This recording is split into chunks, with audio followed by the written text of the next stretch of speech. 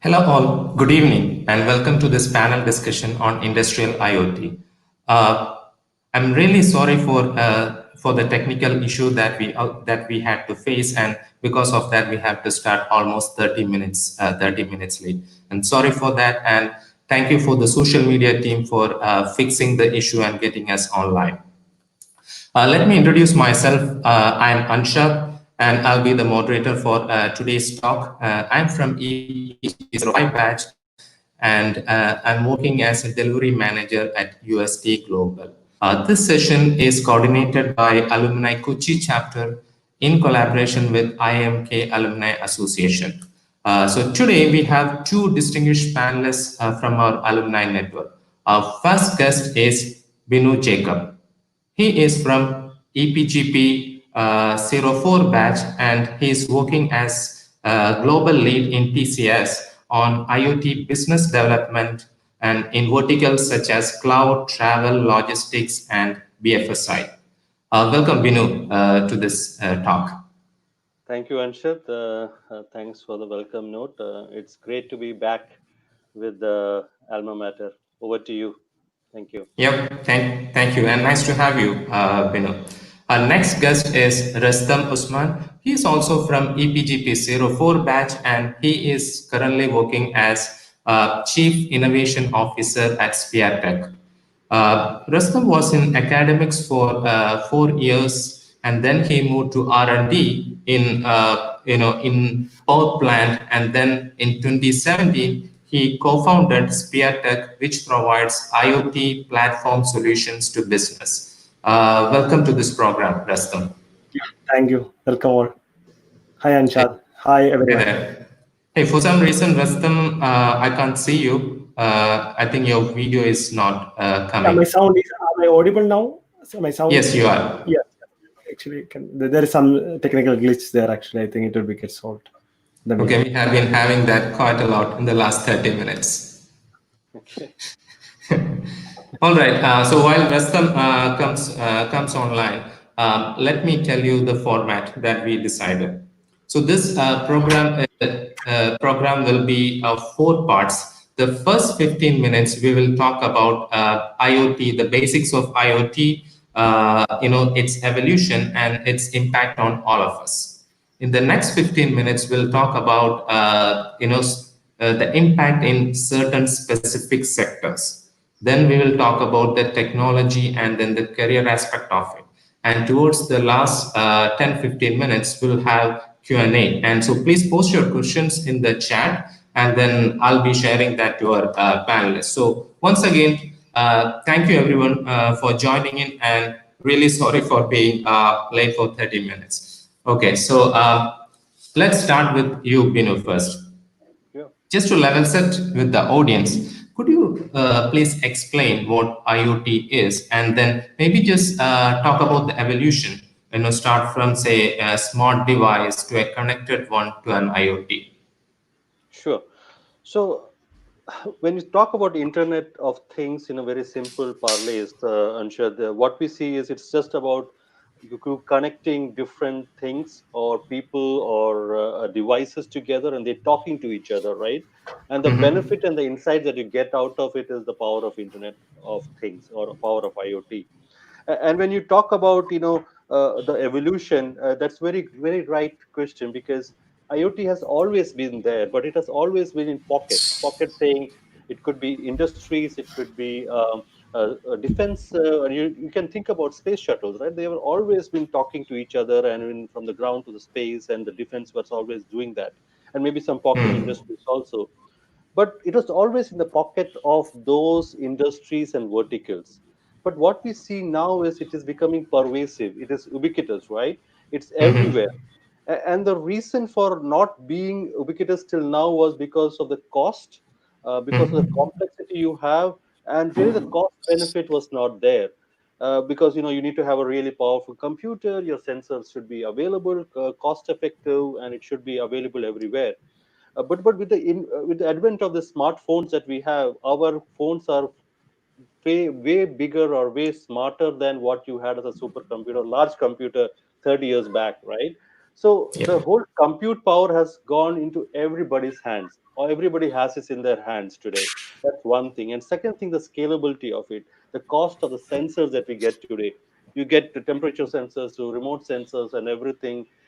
You have it everywhere, right? So you see that the power of it is everywhere, and you have that particular thought process of using that sensors, using that cloud, and how you could take it everywhere and start utilizing it. So you could look at Rolls Royce, for example. They're saying, I don't want to sell engines anymore. I want to sell the power by an hour. Hmm. That's what they say, or thrust by an hour. I want to move away from that. How are they able to do that? They're able to Yeah. start making the devices smarter. They start talking over the air, and its communication is becoming cheaper, and all those things are really leading that particular move away from a smart device to become a Hmm. totally interconnected internet of things, where you can use the power of the insight of what your machine is doing, what I am doing, what you are doing, and get a benefit out of it. So think about Uber, think about all the other benefits that you get. It's all because of the way things have been available to each and every Hmm. person in the world, from the data that you are able to use and able to scale and able to even imagine the something that you could not imagine can be done now. So I think that is how it has evolved. Hmm. Moving away from steam engines to become digital, and now digital is changing every 1 year, right? Every 2 years, you have Yes. a new thing coming up. You're getting autonomous cars coming in. So it's all Yeah. because of all these combinations of sensors being cheaper, cloud enabling you to do things quickly, get proof of value quickly, and then you're able to drive your success with new business models, right? And I think we'll talk more about it when it comes. But as a Def- small gist to start with, I think this could be good enough. Yeah.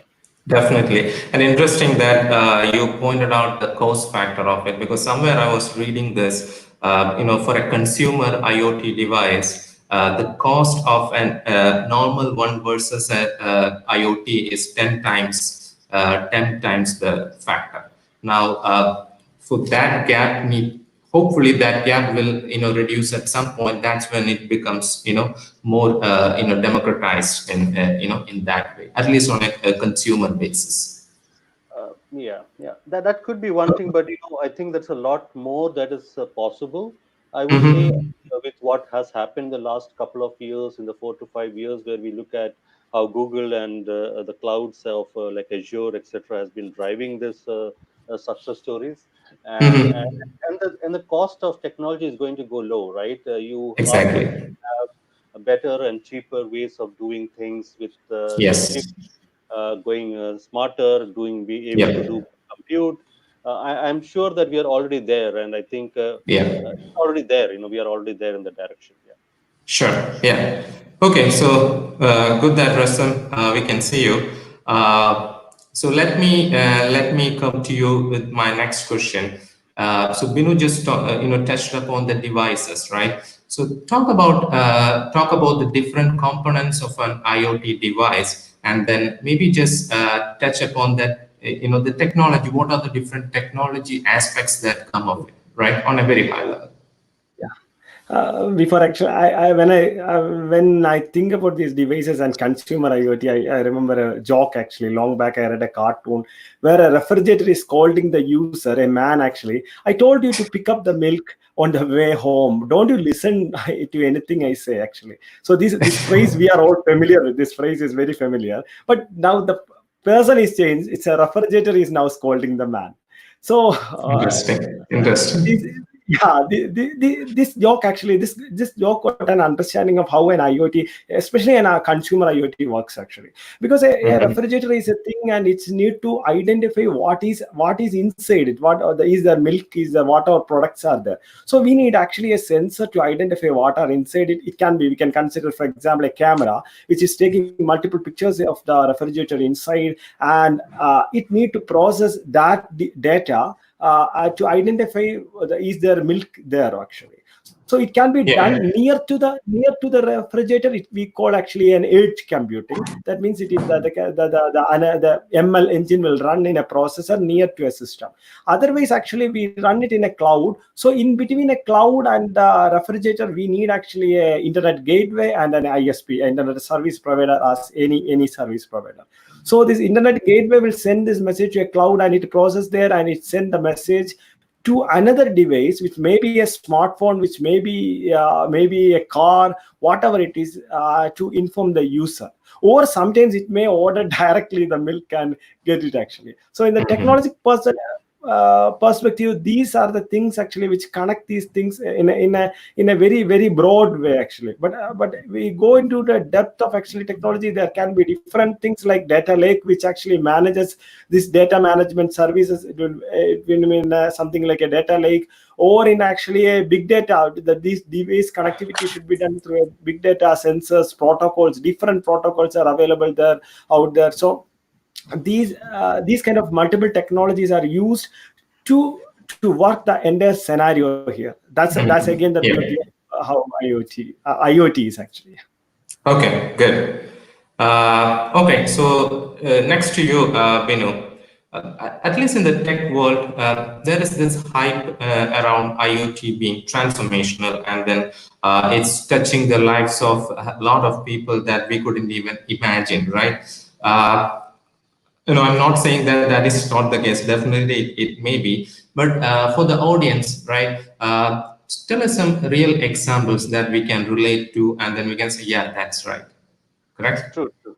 Very Yeah. much true. So I think when you asked that question, it suddenly reminded me that when you call Uber, right? How do you Hmm. know that there are so many taxis around you? You look at your phone and you see that there are taxis all around you. What are they talking to? So they're Hmm. talking to smart sensors like GPS and saying, okay, you have got so many taxis around you. The taxi reaches your home, it sends a message to you saying it's there. And when you get in, it says you're on. You can send a message to somebody you love saying that, I'm already on the way. So it's already there, and as long as you can imagine a business problem and don't think about a product, but think about the purpose you're doing.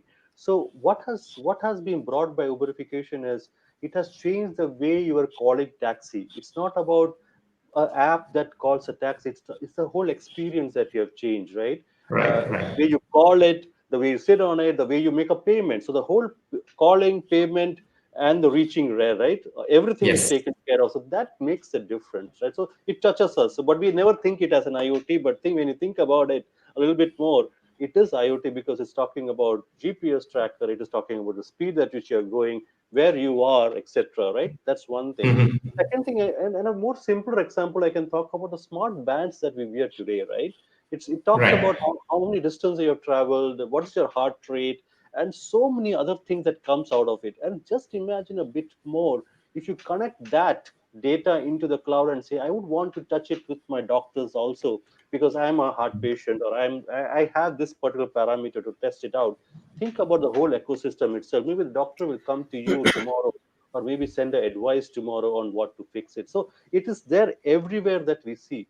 It's there Hmm. everywhere touching us, and you will also see that in the coming days, in coming few years, when the autonomous cars becomes a reality. Today we see electric cars being announced in the paper today about Tata Nexon, right? But Yeah. I'm pretty sure in coming days when the autonomous technology will become so matured that you will at least have a lot of things autonomous, and that can be made possible only by the machine to machine talking, the sensor inside it talking to the image in front of you and making a decision, should I stop or not.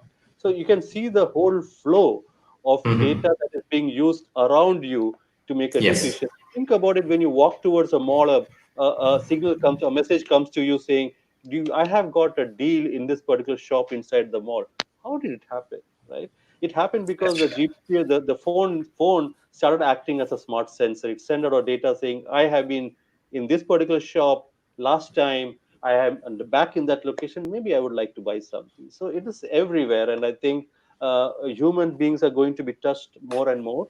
And the Hmm. only way that's going to happen more and more is when entrepreneurs are going to think about not products but purpose that Hmm. it serves.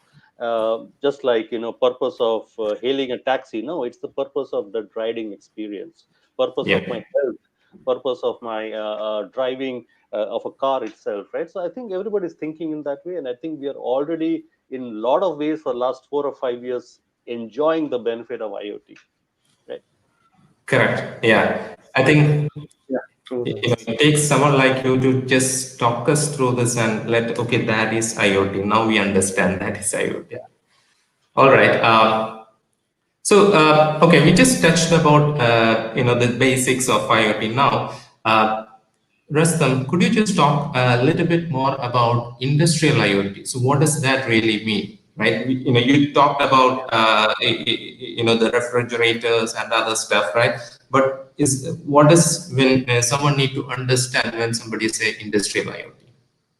Yeah, industrial light is actually it's a less fancy thing actually, because we all hear about the elaborated story of the hype about the consumer IoT, because every magazines actually publish works.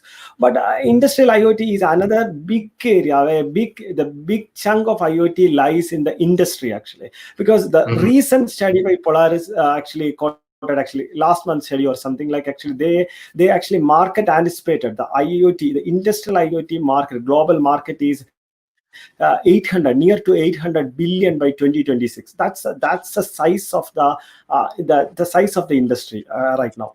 How the industry works, it actually we all know actually in a B2B business actually there nothing is fancy there actually, even though because our use of continuous use of the mobile and stuff in industry also people want more sophisticated stuff, it's okay. But the fact is actually industrial IoT basically the business revolves around what value you can actually provide. More than the fancy stuff, it's all about the value. What is a customer value proposition? One is the ROI, return of investment. Second is the safety part. How can you improve the safety? And one is the return of investment. So in that market, actually, there is the industries are already there. Already there are systems in industries, because industries are, we call IIoT, Industrial Internet of Things, as Industry 4.0. But there is an Mhm. Industry 3 there actually. Industry 3 is all Yes. about SCADAs, all about PIDs, PLCs, industrial HMIs, and sensors. So it can be called actually a factory IT, or a factory IT actually. We can call it as OT, it's operation technology. It can be called as a non-carpeted area IT or something like that actually we can call. The problem there is actually in a single plant itself there are actually different SCADA systems, and that SCADA system attached to different machineries, and most of the time it is a vendor locked system. The system will be vendor locked by big players like Siemens or GE Digital. Some guys will be there actually, and these OEMs actually been vendor locked the system. So there are a very poor interoperability is there actually. Each departments need to send a reports and all these roles around there actually. There is actually the role of industrial IoT, or the Industry 4.0 comes actually. Here we can in a greater sense we can say actually predictive. For example, one area we can take actually a manufacturing industry. A manufacturing industry, we can actually predict when the machine is the time to failure of a machine actually. We take the data, we cross it, and how it will affect the production actually, because it's also taking a data from the ERP. ERP is already there. Yeah, it's picking up the data from the ERP, and even it can be the data will maybe picked up from a MES systems. Different kind of systems can have an interoperable nature there. So this interoperability allows the management to see through the whole system, and they can expect things. Even the AI role, the artificial intelligence actually help us actually to even give us intelligent suggestions what next steps to be taken on the historic data. So these things are this will be a revolutionary change in the way industries work in that sense. So this is all about so fundamentally this is all about the industries are looking for a return of investment, the value, fundamentally the value it's going to produce. Okay. Okay, thank you. In fact, that led to my next question to you, Binu. So he talked about OT, and then the value that the IIoT provides, right? Now, when we talk about change and transformation and all those things, so those are really important terms and processes. But we know any change to make in a large organization, or any transformation to make in a large organization, some of them may not find it very easy. Not some, most of them may not find it very easy. Now, How's this transformation happening from a technology enabled environment to whatever that Rustam talked about, the industry 4.0? Right. So that's a very good question, because I think, when we talk to our industry partners, there is always an inertia to make a change, right? Right. I am good at making cars. Good at making petrol burning cars, right? And I love my engine. But tomorrow your engine will go away, right? You will just have a motor sitting with electrical vehicle. So you have to really rethink of what you're doing, right? So you really have to reimagine, uh, not only about yourself but also the surrounding around you, right? Tomorrow, I think, I'm pretty sure Honda will not think of Ford as its competitor, but it might think of Tesla as its competitor, right? They So are that's right now for sure. right. So they are for sure. So just imagine your competition is not going to come from your next door neighbor whom you have already known, but it's going to come from somebody out of a small garage who will suddenly expand into a very large competition for you. You never thought that your side corner taxi driver would be threatened by Uber ever, right? You Yes. never thought that your online retailer like Amazon would shut shops in the next door corner, right? But of course, COVID has brought a lot of them back, but I'm still thinking the competition still exists. So you can think Mhm. about it, the competition is coming from everywhere. So the transformation is always necessary. We will have to see how customers move away from thinking of it as a single product, but think of products of what is it taking to my customer. Think of insurance. What is really needed by the insurance provider? Do I need an insurance which I need to pay every year for my car, even though I drive very well? Should I Mhm. not say that if I have a nice car like a red car and I'm a student and I have my age gap is this much, and I pay this premium, but I always drive at 40 miles per hour. Why should I pay the same as a guy who drives at 80 miles per hour? How do you tune that? Just think of the change you can bring by saying that I can monitor your driving and I can reduce your premium if you are a low risk driver. IoT has Yes. come into that, right? IoT has come Yep. into the way the insurance is going to be packaged for you. So think about all those terms that, even in industry, if I'm going to sell a refrigerator, I'm taking the example of what Rustam was saying, that I'm talking about refrigerator. If I am able to know what my refrigerator is doing, what my refrigerator really does for the end customer, and how does it perform in the real market, right? In the production environment, right? In my house, how does it work? If the people know about it, if the manufacturer knows about it, can he sell me cooling as a service and not as a refrigerator? I just pay Mhm. maybe 1,000 rupees per month, right? Or maybe Yep. 1,500 rupees per month, and I'm happy with it, and I'm only paying that. And he just maintains that, and every time it has to be changed, the manufacturer comes and changes it. So product as service has to come in, right? The thought process is already there. The lot when I talked about Rolls Royce, they're already talking about saying, I don't want to sell you my engine. I know my engine Mhm. works well. I can give you by the hour, right?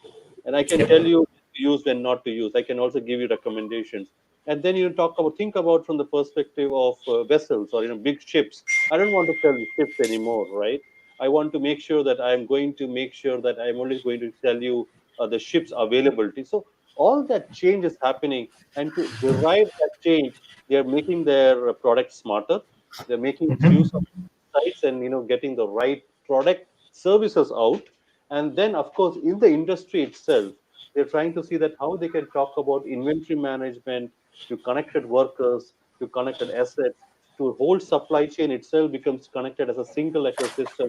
So that I, as a entrepreneur, can make a right decision, right? So it's everywhere. I'm talking about product. I'm talking about the making of the product. I'm talking about the whole set of assets, right? So that is we are going to look at from the perspective of industries, and we will see a lot of more traction coming in from every industry, and every industry is already thinking about it in this new normal, how to use IoT to get everything connected with remote monitoring and remote maintenance and that monetization. So I always talk it as a 3M, where I have read somewhere saying it's monitoring first, then you start Mhm. maintaining, and then you start monetizing, right? You start making money of all this data. I can really change the way I'm making my business model. So that's how the change is going to happen, Anshad. So in short, I think it's a very vast area for industry as such. Yeah. Yeah. In fact, the last two sentences that you talked about, that's the exact thing that I read about Tesla's case, and then I could connect about I read the specific piece about the insurance and then how that's going to case when Tesla Yeah. moves into picture. Yeah. Yeah. Okay. So Restam, the next question to you is, now we talked about all this, right? How fancy it is and how that's going to add value. Now talk about how easy or hard is it for you guys to sell this to customer, right? Yeah, it's You a pitch the wonderful question. value. Yeah, you pitch the value, and how is the acceptance? Yeah, and it's a wonderful question because the hard part, actually, there are hard part and there are soft part. Both sides are there, actually.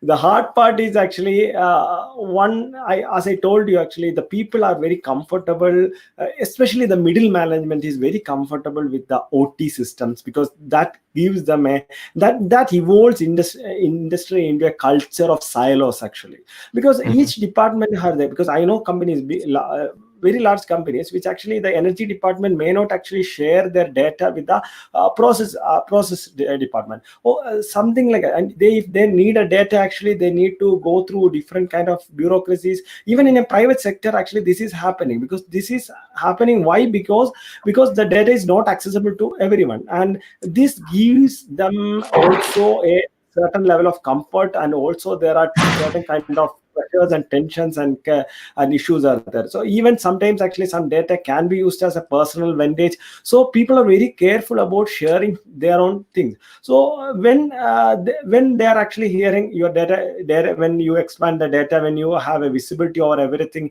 you can come up with because one example is actually Kareem. Kareem is now Uber acquired Kareem. Kareem is a Dubai version of Uber.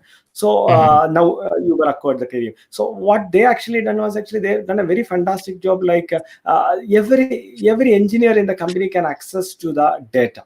So they can build, they can propose changes, based on data. So the decision making will be based on data. The data gives the important part. So that kind of cultural change, a traditional industry need to change. So that's why the selling part, that are the hard part of the selling. But and again, one more thing is the fear for the cloud, fear for sending their data outside, because they always fear the competition. What about how the competitor gets this data, and what will happen? And all those things are there actually in the industry. But many of the times the top management is very much a pro IoT stance many of the times, because Mhm. they themselves actually proposes projects. They have a great vision on how things are happening.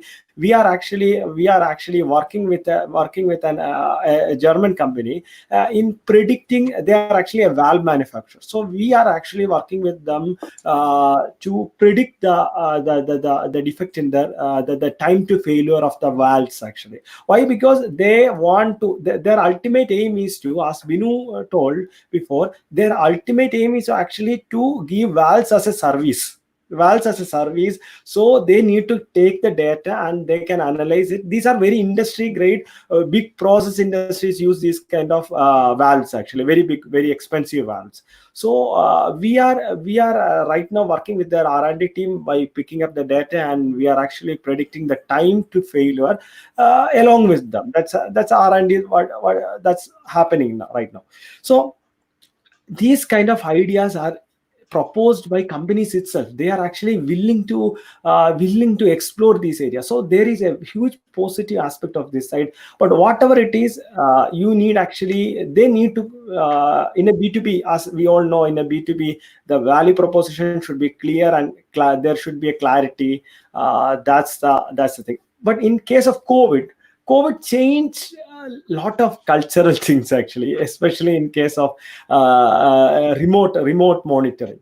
Because Right. when an industry, when in case of a blue collar job employee, it's very difficult to reduce the number of blue collar employees in a factory. Why? Because they need to be there to get the things produced. But they can actually make some of their white collar employees to work from home mode.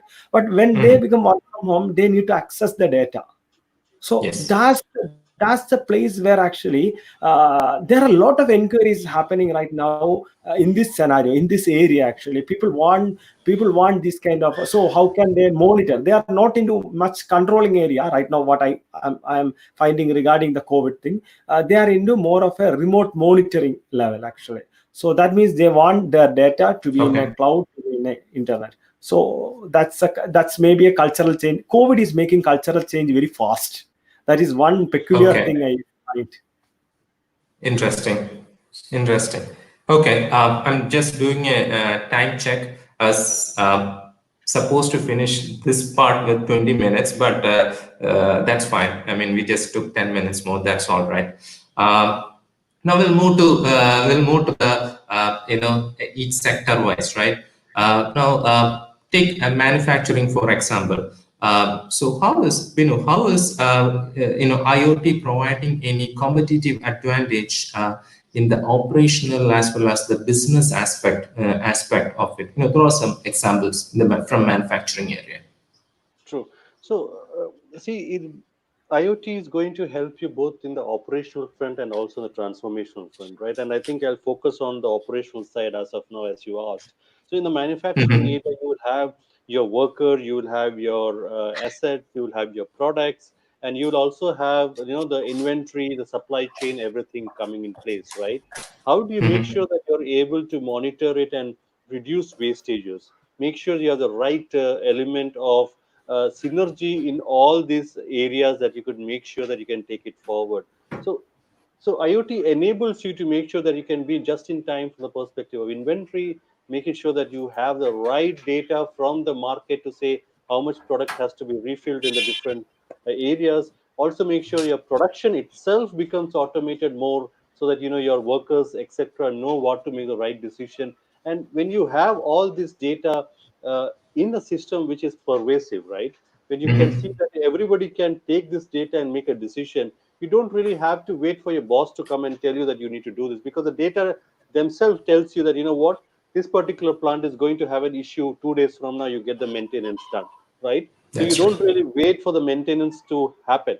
You don't really Mhm. you don't really wait for the motor to stop, or the plants to stop to make a decision to fix something. The decision is in the hands of everyone who has the right to look at it, right? So that is how Yeah. you make those right decisions to make your operations more smooth, your operations more productive, right? And you make sure your workers are empowered to make the right decisions, right? So Yeah. the whole paradigm of getting the worker, the asset, and the whole system together in a connected ecosystem will make your manufacturing process itself a very seamless operation. And that Yeah. you will see will start showing in your bottom line, and especially in the bottom line, because your cost will start reducing. You will start producing more. So the volume that you're going to generate, the wastages that you're going to reduce, all will go into a very well defined manufacturing context of being a right operational decisions that you can make, right? Over Yeah, back. interesting. I think this goes to some of in an earlier point that Rastam mentioned from a reactive or from a scheduled maintenance, Yeah. right, to a more preventive, proactive Right. maintenance. Okay, good. And it becomes more Um, autonomous, right? You're trying to move towards an autonomous journey. You're being a monitoring. You then become predictive, and then suddenly you become autonomous, right? You're trying to say that a lot of decisions and a lot of activities can be done automatically. You don't really have to have a decision maker, a workflow system. Like, there is a problem, a workflow gets created. The maintenance worker gets the ticket. He knows what part to be changed. He comes and fixes it and goes home. So everything is mhm. automated, right? That's just one use case I'm talking about. It could be energy management, it could be productivity improvement, it could be anything from that matter, right? Yeah, In a way, then how you sounded it like we are democratizing and then decentralizing, right? exactly. Yeah. Exactly. Okay. Okay. So, Restam, to you. I know you guys, your firm won a deal with Kerala State Electricity Board recently, right? Tell us more about that, and then and then the impact of IoT in energy sector at large. This is actually Kerala State Electricity Board is the first initiative. They are doing the first initiative in the whole country to monitor Mhm. all of its solar energy. Actually, solar, and they are planning for actually renewable, all of the renewable energy. They are going to monitor from a central unit. So you need to understand in each states actually the energy producers are there are private parties, there are public parties. So in Mhm. Kerala itself, there are different kind of, for example, Sial International, Kochi International Airport is one of the biggest solar energy producer Solar. actually. Because they produce more energy in the day and they sell it to KCB, they buy it on the night, and that equation is happening there. And so they have Yes. multiple lot of such energy private sector energy producers all around Kerala. So Kerala KCB wants actually is to collect all the data. What is the purpose of collecting all that and monitoring it? And what is the purpose is that Kerala, every state is actually connected to a national grid, energy grid. So this grid to Yes. be, they need to equilibrate this thing for the price calculation. So this when you want to optimize the price for an energy, you need data will Mhm. make you capable of forecasting the price, and so you can even reduce the price. You can buy different energy from different sectors actually. So what we actually do is actually we collect all the data from different producers, not just actually the energy production, per day energy production, but the environmental factors like wind. Each production center have actually a wind sensor, a radiation sensor. A radiation is the power of the light actually, and also the also other humidity, temperature, some such parameters to a central unit in Thiruvananthapuram, and there right now actually they can analyze the data, and they have the ability to some of the rule engines, because we need a historic data to make machine learning predictions. The first step of a machine learning prediction is to collect the data, historic data.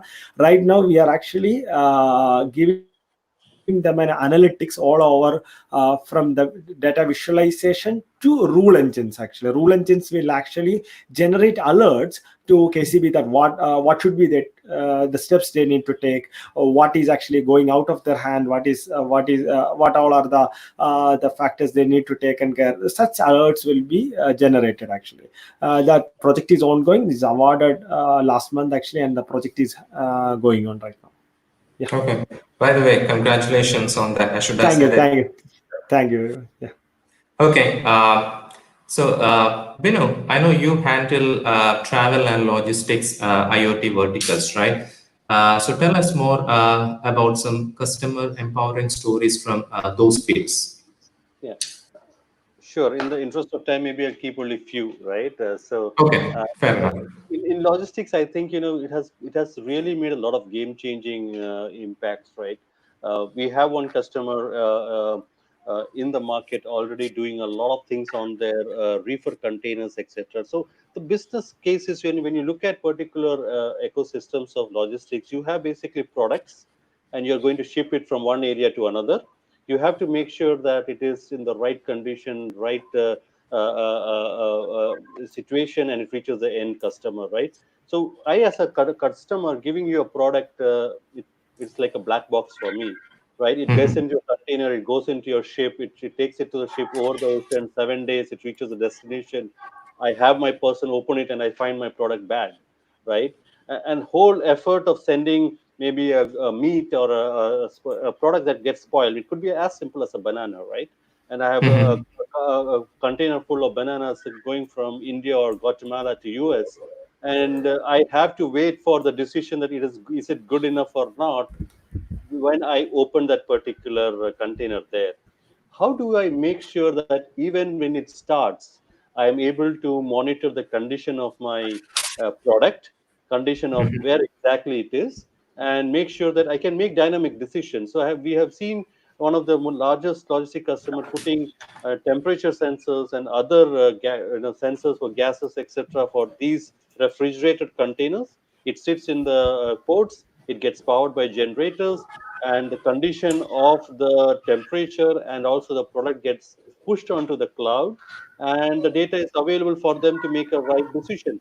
Now, if there's a temperature, for example, for meat, it has to be at -2 or -1, for example, and there is a breach. You can make an exact quick decision to fix that particular problem, right?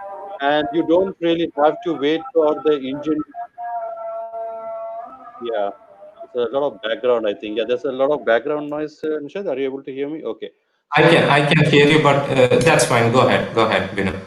so it's not from me. So what I was thinking is, so there is also a need for engineers to sit on the roster to make sure that they go and check it. But now with the new technology, they're able to make sure that they're able to see the right data.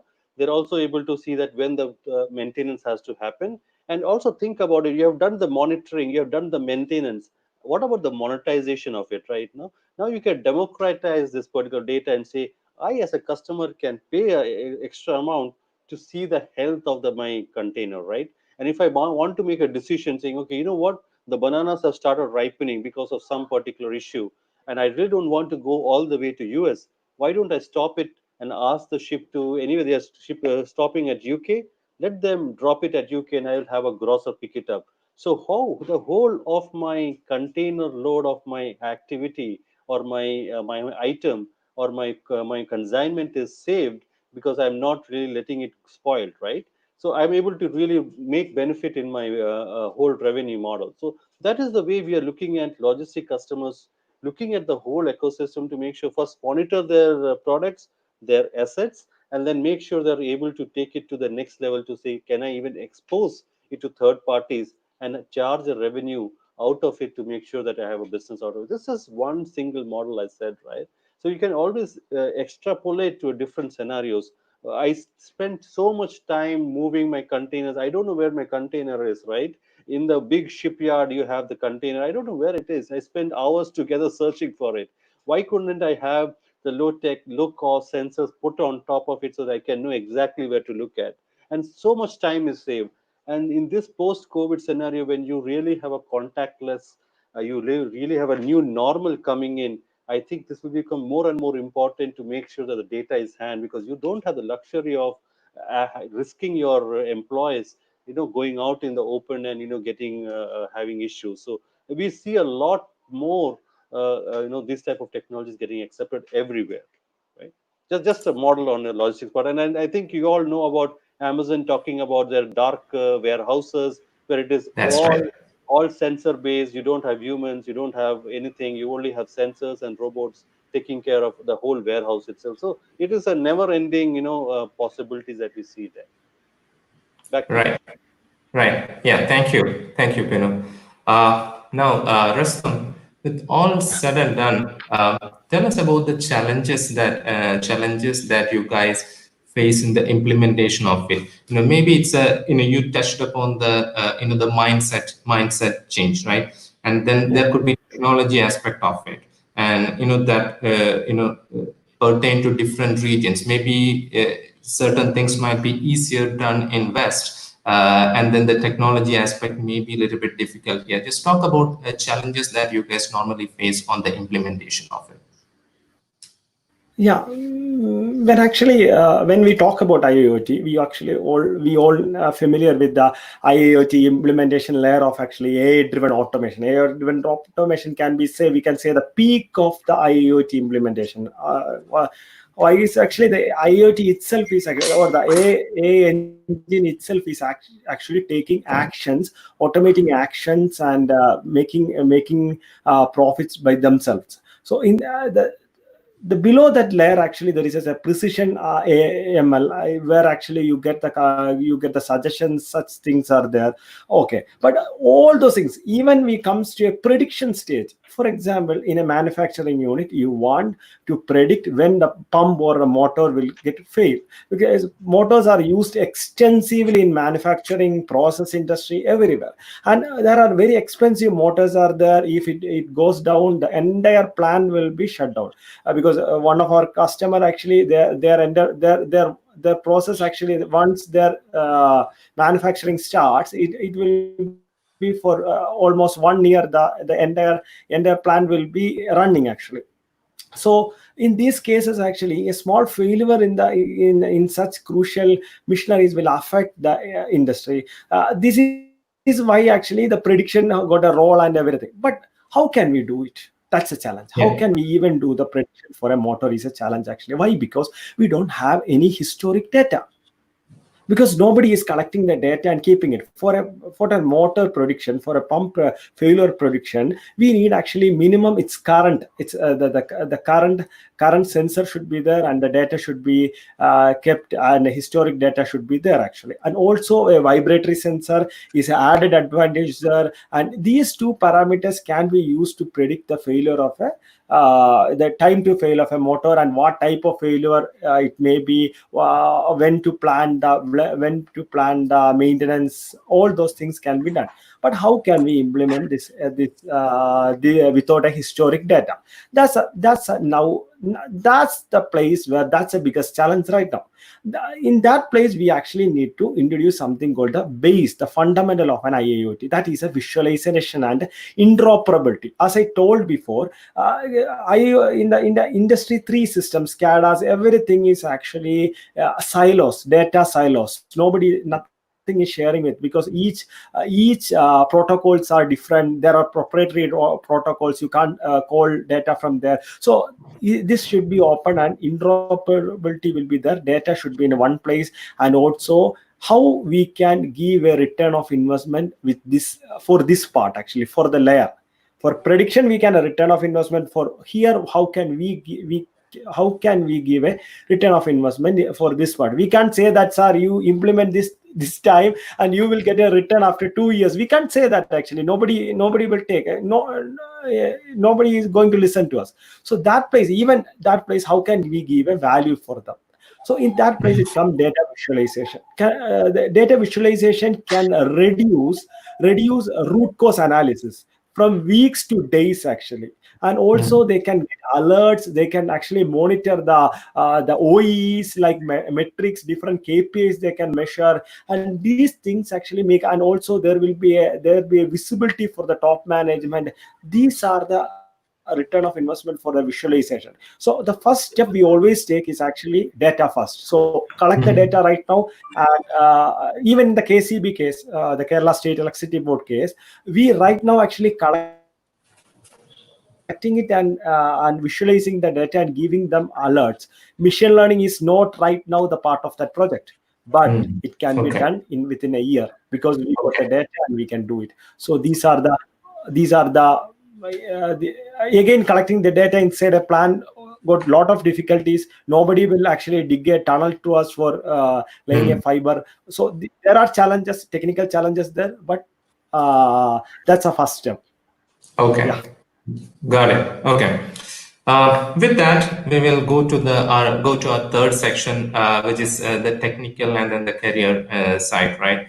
Uh, Bino, how is cloud playing a major role in or crucial role in all this? So, if I need to run an IoT platform or a device there, so should I always be in cloud, or can I have this infrastructure in my on-premise data centers? See, it's not an issue if you have your data center based solution, because a lot of customers, because of security reasons, want to do that, right? Uh, Hmm. but but if you want to really scale and you want to start small and go large, right? You have to dream Hmm. big and you have to start small, and then you work towards expanding towards the large dream. You would have to make sure you take the benefit of the cloud, right? Because cloud really makes you scale very quickly, and also the cost is going to come down. You don't have to Yes. procure a server thinking about a 5-year journey. You just have to say that I want to use it today. Use it for a couple of scenarios, be it motor, be it the people, be it car, right? Like I can think about all these products and maybe start small and start thinking it's going to work or not. It's not going to work. I can stop it there and there, right? But what about the Mhm. scenario if you have in premise? You will have a challenge of how do I optimally use it because you have already bought it. And is it enough? What is enough? Right? Is it a one Yes. year plan enough or a 2-year plan enough? So there is a capex work versus opex thought process where I Yes. think the cloud really enables you to have a opex way of doing it. So the smarter way of doing it, if you don't have security concerns, would be to start small and then start in the cloud because you already have to pay as you go. You don't really pay for anything that you don't use. Have an effective management on the cloud itself so that you don't really have your instances up and running without being used, etc. And then make sure that you start small and you really scale up to that. And if you want to start small and kill it for a month and say no, it doesn't work, let me go back to the drawing board, think about something else. So you're not really burning cash there, right? So it is going to be a mix and match of what you want, Mhm. which is the right approach. But I think Mhm. we are seeing a lot of our customers wanting to go to cloud because of all the benefits that they bring from the perspective of new services that is enabled. You already have a lot of Correct. IoT services there existing in the cloud. You don't have to really start from scratch. You have to really do a lot of custom build, which can help you to go further.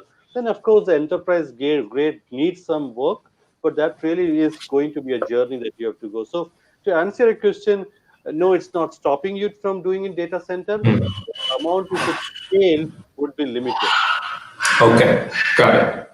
Now, let me touch upon another very important aspect, which is the security, right? So, with a lot of devices getting connected to internet, the security aspect of it is really high. And then, what are we specifically doing to mitigate the risk of getting cyber attacks on these devices? Rustam. Yeah, yes, Anja, this is a very, very, very serious and important question actually. Because why it is important? Because OT got actually, as I told you, operation technology got a leverage of actually air-gapped systems. Because we are not anywhere connected to any internet, and even it is even within a plan, many times it is a silo. So it's not a part of a concern for them actually. In the OT world, it is not at all a concern at till certain moments. But the importance of OT system is actually the OT system. Many times it is a part of the national critical infrastructure actually, because power plants, nuclear power plants, hydropower plants, big factories, everything, even small factories, everything is connected. Even consumer IoT, I know consumer IoT got its own importance, and it can affect a person's safety and everything. Even a car can be affected, and people can die. But the importance of industrial IoT is actually it can affect a entire country itself. That kind of a bigger scenario is there. One or two examples are actually you can actually, the first time attack on a power grid was happened in Ukraine actually. I think in 2015 or something like that, where the Mhm. SCADA was isolated, but they infected it. The power loss was actually 73 megawatt of power loss happened at that year actually. So these kind of attacks started happening to OT systems. Even Kudankulam, our nuclear power plant Kudankulam, got attacked by attacked at that time. They said actually it's there. That's a confident of a OT world actually. We are air gapped, so nothing. We don't have an issue. The attack is happened only in the IT area, and which is not critical. IT area is not critical, so we don't have nothing to fear about it. So, but the another example from Iran is saying actually there is an air gapped system which got attacked. So it is not impossible task. These issues are there in the world. So the major attacks actually even happen in Saudi Arabia. One of the cyber attacks actually in there, in there actually a Snyder Triconex PLC being attacked, and that being infected, and these things happen. Why? Many times why it happens, because why gives us reason to mitigation actually. Why teach us what to take mitigation actions. One of them. one of the issue with this OT world is actually due to this leverage and due to this overconfidence. Even the devices password is like password, because in a US university, the IoT devices all get attacked and their IoT infrastructure got attacked by someone. The reason was actually how they get into that system, because the password was password. It spells password. Okay, so I told you, it's also a cultural change need to take in the area of a security also. It should be in the Mhm. strategy also. Even in the big device manufacturers like Schneider actually failed to address the security area because it was not their Okay. concern. Till now, it was Mhm. not their concern. So now we need to actually address it, and many players are coming. For example, Kaspersky is coming up with a OS entirely for IoT device, a OS for Okay. entirely. It actually separates the OT actions and IT, so critical actions and IT action. It's separate within inside the device itself. It's separate, and Okay. there are international society of automation, ISA. They have actually a Mhm. standard entirely for the product security development life cycle for the security aspect. So these things actually are very much important. Even the case in why it is important, because even it can actually steal. In the case of a German steel manufacturer, Keinkurp, their valuable data is being by attacking their IoT device and placing a mole inside the system. They collected their process secrets and all those things. Okay. So it's very important. That's why when you choose a low-end PLC or a low-end Mhm. IoT device, you are at a risk actually. And Mhm. also the security interoperability needs to be there. So these are the mitigations. Mitigation should be in the strategy, in the standards, in the devices, in the culture of the people. Then only Okay. you can address this issue. Okay. Interesting. And Looks also like one more thing is the educating part. The industry and the okay. people around it should be educated. Yeah. Exactly. Okay. So I was saying, looks like we lost Binu. I'm sure he will be trying to log in back. Um, so we'll go to the career aspect of it, right? So I know you co-founded a company which works primarily on the IoT, right? So tell us more about the scope of entrepreneurship in this area. Industry, this kind of large industry was very close towards new startups and things like that. Even a decade back, they are not been open for small players, because Schneider, Siemens, Bosch, and GE, such big players were ruled in this industry, because nobody want to take a risk of a startup actually, because these are Mhm. critical acts. But now the situation is changing in Mhm. industry is now open to new players like startups. Okay. This was not the case back then. So even the startups are actually doing, that's the part. We are a small startup. We are not in the equivalent to any of the bigger companies or any startups. But Mhm. what gives us a hope is that actually a startup from India is Altison. Altison is a wonderful startup in IIoT space. They are listed in Magic Quadrant for industrial platforms, Gartner's Magic Quadrant, Mhm. above IBM and Oracle. Actually, Okay. they are startup and Indian startup, and they are being listed above big players. Actually, Litmus is another, Litmus Automation, and you can see Flutura is a European company, I think, if I remember correctly. Then there is a QIO, another company. These players, they are actually 10-year-old companies, small companies, 10-year-old companies. They're 50 people, 100 people, maximum 50 people, 100 people. That's only their strength actually. But they actually reported to be IIoT executive. Their innovation side, their innovation is far above the many of the big players in that. Even the interesting fact is Siemens and Bosch were not even listed in that quadrant actually. So that means a Can you hear me? newcomer got a I lost chance. my network. Got Yeah, Oh, Binu, you were lost. Yeah, you are back. Okay. yes, Now Binu. actually, yeah, now we got now actually startups got actually a real. There is a hope actually. You can come Mhm. out. And two things you need to be actually there should be an OT knowledge and an IT knowledge. Single person may not be have the both knowledge, but you can have a partner who knows the OT area, another person knows the IT area. You can combine and you can work on things, and also the vertical domain knowledge in industry. Vertical domain knowledge is very important, and again the patience actually. Why? Because you need to the sales cycle time in these cases are very very long actually. Because you need to start with a POC, working for a client, understanding him, their requirement, their issues, their problems. The POC is actually very important, especially when they are willing to test a new player, because the entry to this area itself is actually, as I told, it was difficult long back. So now is they are ready, so you need to do a POC. Sometimes this POC may be free of cost, sometimes it will be get paid at. So the cycle time will be bigger. Sometimes you need to educate the end user. So these things are there.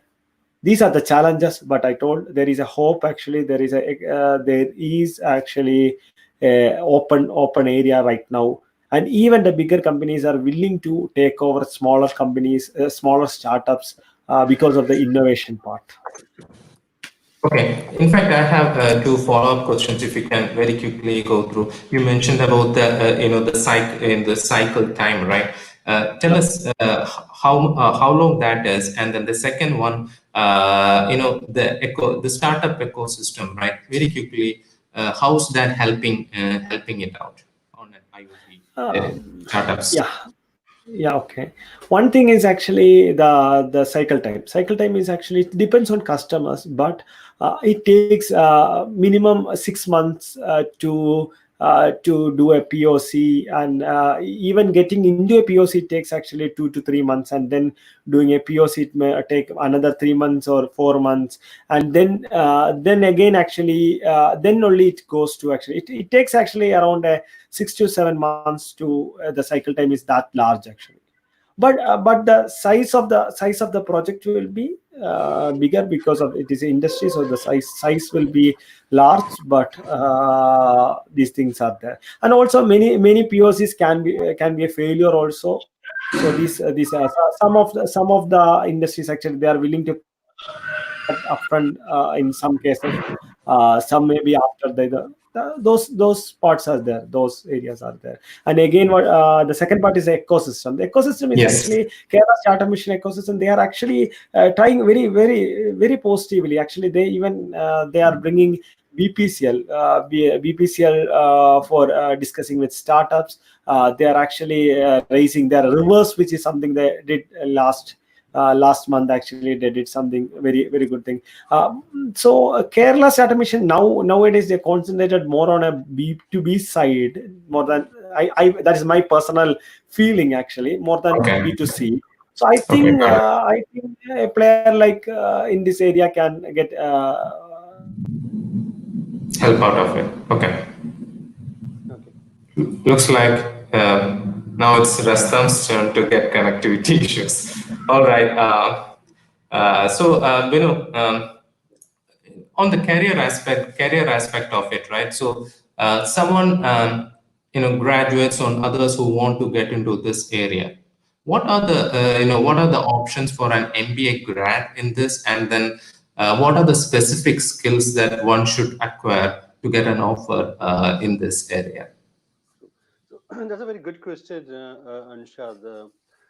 There are two angles to this. One is it is technology, right? And when you look at all the large CEOs of companies today, they are technology savvy guys. Because you look at Microsoft, you look at Google. I think there is a time when we had seen a lot of marketing and sales focus there, but with a lot of change in the way business is happening today from the perspective of technology-driven business, we see a lot of leadership who understands technology to be in the right spot, right? So Yes. there is a technology angle to this, but there is also a business angle to this where we see that you need to understand how a technology can help your business and articulate that and take it to the right epitome, right? Take the right Yes. direction and make it work. So to do that, I think there is so much of areas of growth in understanding how not only IoT but all the other technologies, how it fits into my business. How can I make use of it? How can I come out with a purpose of my business and make digital or IoT enable that, right? So I think there Mhm. is always a need for not just numbers. Numbers are needed also, but to Mhm. articulate the strategy. What is the experience I want to bring to my customers, right? And how can digital enable that customer experience to drive my bottom line and top line? How can I come with new revenue models? And I see the challenges, and I think I was hearing about some discussions saying that some questions about how do I influence my management? Does my management knows about it? I think half Yes. of the issues that we have seen today is that 90% of the management wants to go towards the right technology, to pick up the right technologies in the market, to use IoT to do some transformation. But it really doesn't go down to the ground level because everybody is siloed. Everybody is happy with what they are doing. They are not really able to imagine what reimagine the business, right? So I think we have a very big need of people reimagining the business and also understanding the technology and how it can be placed into it. So there is a big scope here to be, versatile enough to be and acceptable enough to say that I am ready to learn. I am ready to take this new technology and take it to my next level of business. So yeah, I think it is an open area, and the way CEOs are being brought in with the right technology Mhm. bent of mind, I think we will see a lot more technology savvy guys coming on top of product companies, right? We see that. Interesting. Interesting. Okay. So it's already 1 hour 5 minutes. So I'm getting into the question session. So I'm told there are five or seven. So we may not go with everything. So so let me pick something. So Ganesh Prabhu had asked a question. Maybe Rastam, you can take this, right? So apart from Modbus and then EV segment, most of the protocols are proprietary. So how do you see the evolution of open source in transforming the use of IoT to the next level? So basically, is asking about the open source part. You're on mute, Rastam. You're on mute. Can I combine that question with Jacob Raju's question on how difficult it to explain the possibility of IoT or convince the manager move from SCADA or OT to IoT? Got Can it. I Got combine it. it? Yeah. Okay. Definitely. Definitely. Yeah. Ganesh's question is actually based on the proprietary softwares actually. Now, yeah, what he told is actually true in a sense. The proprietary softwares, the Profibus and different kind of, as I told you also, the silos, how the silos were created because of the proprietary protocols. Because they can, when two devices can only talk when they're having actually a protocol to do that action actually. So how when their protocol is not open to a third party device, it can communicate each other. So that issue is actually now the world is actually, even the IIoT world is actually trying to address. That is the biggest challenge for interoperability. And the open source part, that's the place where open source is also coming. So for example, OPC UA is a most of the is can be used to communicate with any devices, irrespective of different types. If they are willing to send messages, it can communicate to different devices actually. Even MQTT is another. MQTT is used even for our Facebook messaging, but it is an industrial protocol. It is used to communicate. So in a few years back actually, when we were in the OT area, still we are in OT area, some of us. So OT area, the people ask us actually only they just want to stick with the big the non open closed, because Microsoft, Windows, these were the buzzwords there actually. Oracle, these were the buzzwords. Nowadays people, even the end user ask actually, they are more educated on open source. They ask actually, what are the open source Option. options and alternatives. So Mhm. these questions are now coming from the end user. That's a beauty right now. So Mhm. so because it will reduce their cost, they know that it will reduce their cost when you move to a Linux system. It will and even they know that actually many of the clouds are running in a Linux system, so they don't need to worry if their system in their own premise is a Linux one. So these kind of cultural change also happening in that area. And there are some of the new words actually is a namespace. You can search a namespace actually is a new happening thing in the IIoT, because each device should be communicated, so each should be a namespace. Namespace is a new way to address these devices. So protocols, I know there are proprietary protocol and all the issue, but the other side actually the protocols like OPC, UA and MQTT are coming up and with doing good. And Jacob Raju's question is actually based on the transition. This is the part where these protocols are actually, you can actually drop all your SCADA. SCADA should be there for the OT system should be there. This SCADAs can be nowadays, new SCADAs are coming with IIoT features. Actually, there are new SCADAs coming up with Pakka, the very strong IIoT foundations actually Okay. communicate with different devices, communicate with different PLCs and these smart sensors and all those things are there. At that part actually these protocols will enable the transition actually from a OT into an IIoT. OT to IIoT, this Okay. interoperability can only make it possible, and that's the part where these protocols are important. And again, then another side is actually to convince the management about only way is actually to return of investment. What you can reduce, how you can make actually more profitable, how you can help the quality, improve the quality of the product, reduce the rejection, and reduce the manpower. All these things are actually a possible scenario for return of investment. So Okay. Okay. Yeah. Okay. Got it. Binu, I'm coming to you with the next question. I think that is from Jacob Raju. He's asking, is there an alternative concept for IoT? How quickly can IoT get outdated with a new concept? Is it self-evolving? And the last one, I think, Rastam, you touched upon the last part, right? The ignorance among management. Is that the biggest hindrance for IoT adoption? So I think there's a lot of questions in one. So Yes. I'll maybe take it in different ways, right? So Anshad, I think Jacob Raju is putting it right. So what Jacob is saying is, one is who determines and why should they not take it, right? One is the main hindrance is one, maybe the knowledge, maybe the information, but also how do you implement it and go towards a journey to transform, right? It's always, when you start a journey, it's always difficult, right? It always feels the destination is very far, but you have to start somewhere, right, to make sure that you reach. Are you ready to make that particular plunge, right? So when you look at even our when we look at our MBA educations also, right, there's always a cash cow rich item that you want to keep pursuing every day, because that's what you do every day and it keeps on giving you the money. There is a 10%, 5% effort that has to be put into a new business, right, a new thought process, how to increase and change my way, the way business is happening. So that is happening today. I believe management is well read. The challenge is happening is when it comes down the ladder.